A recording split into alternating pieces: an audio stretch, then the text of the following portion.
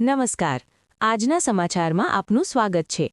આજે તારીખ 2 એપ્રિલ 2026ના રોજ હારીજ તાલુકાના જમણપુર ગામની પ્રાથમિક શાળામાં એક અનોખો અને ભાવનાત્મક કાર્યક્રમ યોજાયો હતો.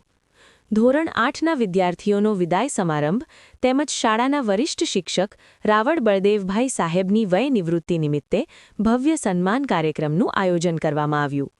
કાર્યક્રમની શરૂઆત શાળાની બાળાઓ દ્વારા સુંદર પ્રાર્થના સાથે કરવામાં આવી, જેમાં સમગ્ર વાતાવરણ ભક્તિભાવથી ગુંજી ઉઠ્યું. ત્યારબાદ જમણપુર ગામના એક યુવાન, જેમને તાજેતરમાં આઈટીબીટીમાં નોકરી પ્રાપ્ત થઈ છે, તેમના દ્વારા શાળાને સરસ્વતી માતાની મૂર્તિ ભેટ આપવામાં આવી. આ મૂર્તિનું અનાવરણ તેમના માતા અને ભાઈ દશરથજીના હસ્તે કરવામાં આવ્યું, જે ક્ષણ ખૂબ જ ગૌરવપૂર્ણ રહી. પછી હાજર મહેમાનોના હસ્તે દીપ પ્રાગટ્ય કરવામાં આવ્યું અને કાર્યક્રમને સત્તાવાર રીતે આગળ વધારવામાં આવ્યો. ધોરણ 8ના વિદ્યાર્થીઓનું સન્માન કરવામાં આવ્યું અને તેમને ભેટો આપી તેમની મહેનત અને સફળતા માટે શુભેચ્છાઓ પાઠવવામાં આવી. વિદ્યાર્થીઓના ચહેરા પર આનંદ અને ઉત્સાહ સ્પષ્ટ જોવા મળ્યો. શાળાની બાળાઓ દ્વારા સ્વાગત ગીત રજૂ કરવામાં આવ્યું, જે ઉપસ્થિત સૌના દિલને સ્પર્શી ગયું. કાર્યક્રમનો મુખ્ય આકર્ષણ રહ્યો રાવળ બળદેવભાઈ સાહેબનો વિદાય અને સન્માન સમારંભ. સાહેબે આ શાળામાં 25 વર્ષ સુધી નિષ્ઠાપૂર્વક સેવા આપી છે.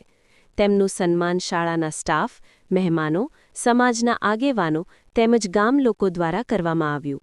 આ ક્ષણ ખૂબ જ ભાવુક બની હતી, જ્યાં સૌએ સાહેબના યોગદાનને યાદ કરીને તેમને શ્રદ્ધાપૂર્વક વિદાય આપી.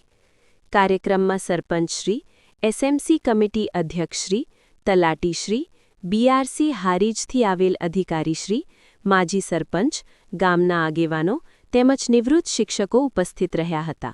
તે ઉપરાંત શાળા સ્ટાફ, હાઈસ્કૂલ સ્ટાફ અને ગામ લોકો મોટી સંખ્યામાં હાજર રહ્યા હતા.